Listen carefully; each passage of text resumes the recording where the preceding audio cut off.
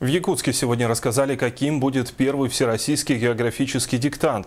Акция, в которой любой желающий сможет проверить свои знания, состоится в это воскресенье по инициативе Русского географического общества. Ожидается, что диктант напишут больше 1000 человек.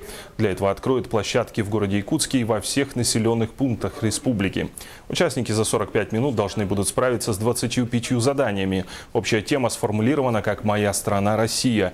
Диктант разбит на 3 тематических блока: на понимание терминов дисциплины, на знание карты России, а в третьем переплетутся географические понятия и художественные образы. Диктант начнется в 12 часов по местному времени.